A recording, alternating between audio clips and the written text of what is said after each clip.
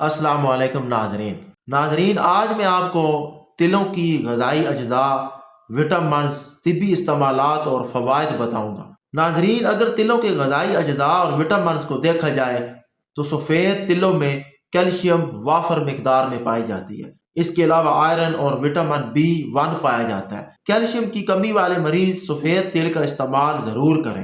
سرخ تلوں میں آئرن زیادہ پایا جاتا ہے، جبکہ کالے تلوں کا تیل اپنی خاصیت کے اعتبار سے بہت بہتر ہوتا ہے۔ اسے زیادہ تر ادویات کے لیے موزوں قرار دیا جاتا ہے۔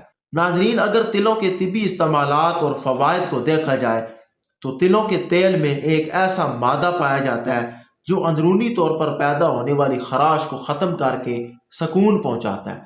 تلوں کی یہ بھی خوبی ہے کہ یہ بہتر نشو و نما کرنے کے ساتھ ساتھ حیض کو جاری کرتے ہیں، جسم کو فربہ کرتے ہیں، پیشاب میں اضافہ کرتے ہیں اور اجابت آسانی سے لاتے ہیں۔ ناظرین، تل بواسیر کا بہترین علاج ہے۔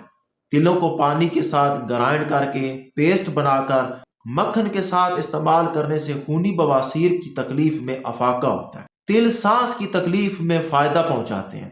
اس کے استعمال سے پھیپھڑوں میں جمع شدہ بلغم خارج ہو جاتا ہے۔ تلوں کا استعمال خون کی کمی کی صورت میں فائدہ مند ثابت ہوتا ہے۔ ناظرین، جن خواتین کو حیض کی تکلیف ہوتی ہے، جو حیض کی تکلیفوں میں مبتلا رہتی ہیں، ان کے لیے تل بڑے مؤثر ثابت ہوتے ہیں۔ آدھا چمچ تلوں کا سفوف روزانہ 2 بار گرم پانی کے ساتھ لیتے رہنے سے نوعمر شادی شدہ بالغ لڑکیوں کو حیض کے دوران ہونے والے شدید درد سے محفوظ رکھتا ہے۔ اگر حیض کی مقررہ تاریخ سے 2 دن پہلے تلوں کا سفوف استعمال کرنا شروع کر دیا جائے تو حیض کی کمی بھی دور ہو جاتی ہے۔ ناظرین، تل بالوں کی خشکی سکری دور کرنے کے لیے استعمال کیے جاتے ہیں۔